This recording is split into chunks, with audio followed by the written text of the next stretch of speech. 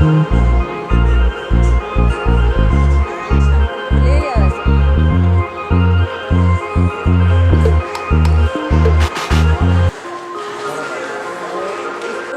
आएगा बच्चे लोग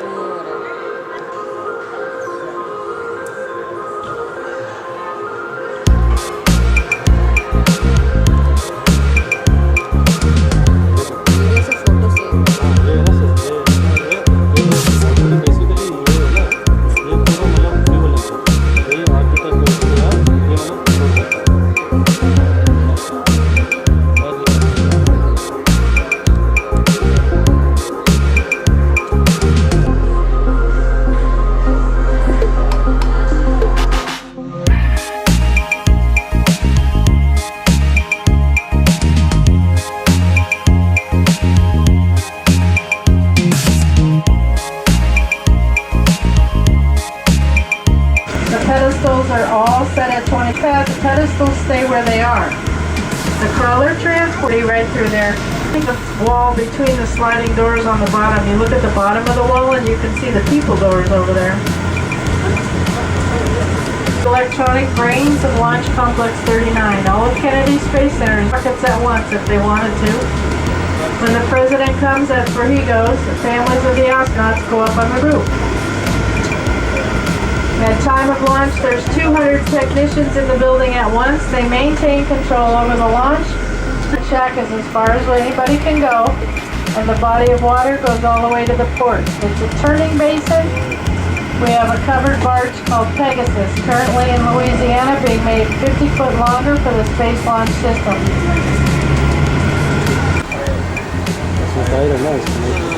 You can see where the pedestals go. They're actually sitting here in the grass, and I'll tell you a little bit more about it on the way back. We're going to go loop around the launch pads and come back this way. Over to the right-hand side, Cape Canaveral Air Force Station, 3 active launch pads. 41, 40, 37. Thursday's launch is going to be from 37 over there. Now, if you come to view one of those launches, you can come to the gantry. They have a nice package with t-shirt, party, luncheon. We don't use the gantry on this side because it's too close. On it, pull it up, stand it up.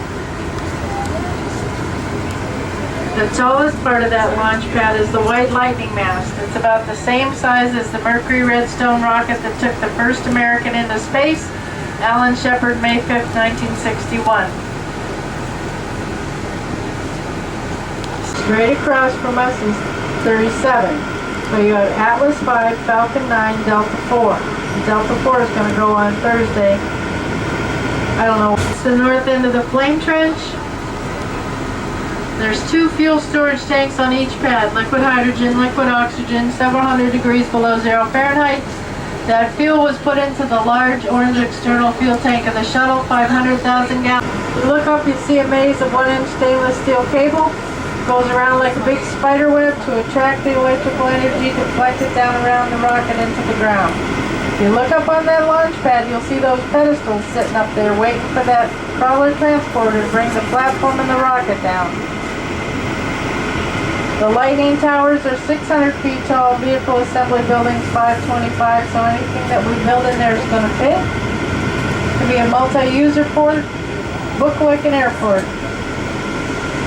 Space Launch System will run from here and about 10 commercial companies. The other day I came over here and I told the people, I said, well, Space are the tail service mast. The shuttle sat between, the wings went this way, and it hooked up the umbilicals for fuel, communication, and electrical. The 6 things that look like birdhouses are called the Rainbirds, part of that water tower sound suppression system. The pedestals are here in the grass. They have a hole in the middle of them. And underneath that platform, you can see there's some pegs. The driver has to set those pegs down in the holes. Now,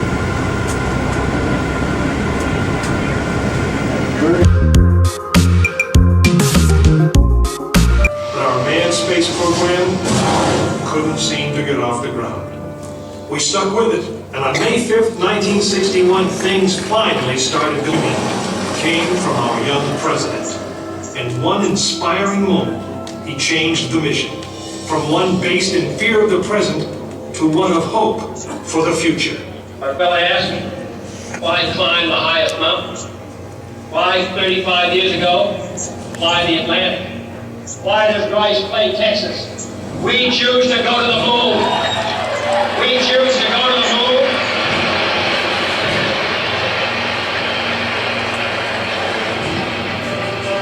We hadn't been more than 16 minutes into space, and now we were going to the moon. We would have to design a rocket the size of a 36-story office building, put it together with the precision of a microscope, and accelerate it to the speed of the light. Then we would have to guide it to a moving target 250,000 miles away. Many people thought it was an impossible dream, but 400,000 of us set about making that dream a reality. It would be the longest, most hazardous voyage that any man had dared to attempt. But step by step, mission by mission, we orbited the Earth, perfecting the skills and technologies we would need on this incredible journey. Our astronauts practiced maneuvering, docking, and the 1,000 other tasks that would comprise the moon mission. We created new alloys, lighter and stronger than anything seen before. We designed communication systems that would be reliable over the vast distance.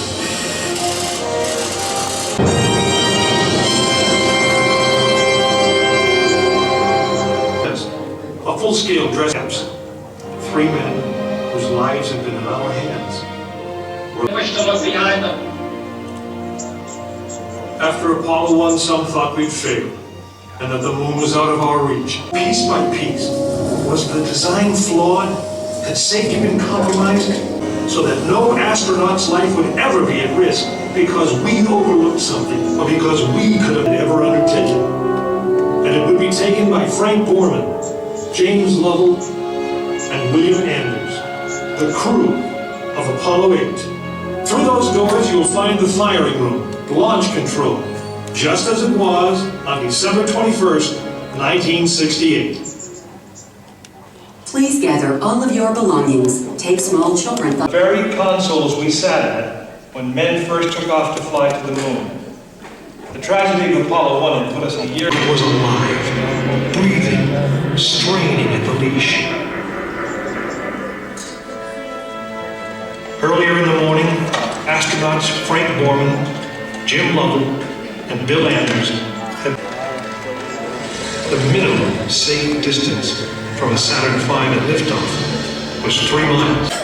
Each individual system had been tested, but what we didn't know was how they would perform. If a maneuvering thruster failed, if they pay with their lives. As they sat, waiting for launch on that chill December morning, these 3 astronauts were back to what they had always been, test pilots. Now,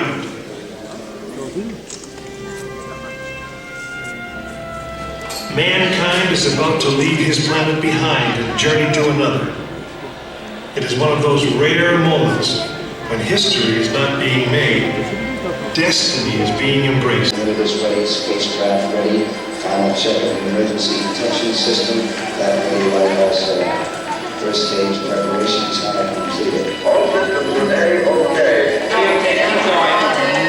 We're on. Ready to go to cockpit. Stand by, water. Okay, you're on. All systems go. T-minus 45% coming. First stage oxygen tank has been pressurized and the pressure is still building up. Coming up in 90 seconds to mark. T-minus 90 seconds incoming. The Apollo crew standing by. Spacecraft commander Frank Borman. Jim Lovell. 1 minute 15 seconds.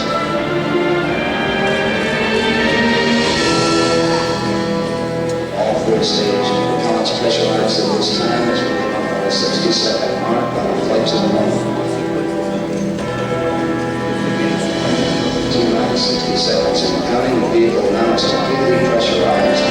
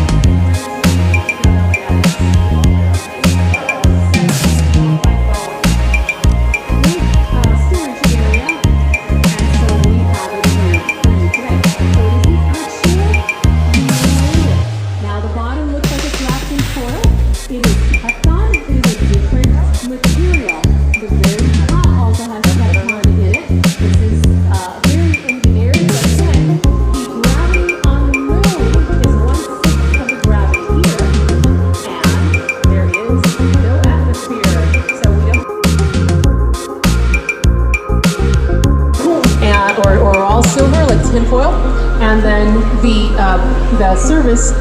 service module is back here.